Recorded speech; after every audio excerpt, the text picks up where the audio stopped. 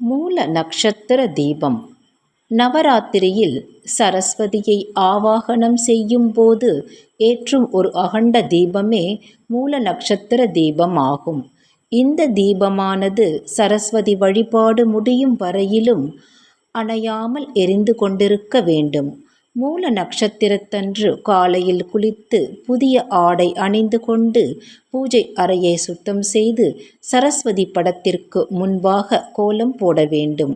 அதன் மீது சிறிய மரப்பலகை அல்லது தட்டு வைத்து அதில் அரிசியை பரப்பி வைக்க வேண்டும். அதன் மீது விளக்கு வைத்து ஏற்றி பூ போட்டு வணங்க வேண்டும். நெய் தீபம் ஏற்றலாம், ஆனால் 3 நாட்களும் அது எரிந்து கொண்டிருக்க வேண்டும் என்பதால் நல்லெண்ணெய் தீபம் ஏற்றுவது சிறப்பு. ஒருவேளை தீபம் அணைந்திருந்தால் காலையில் குளித்துவிட்டு ஏற்றுவதும் நல்லது.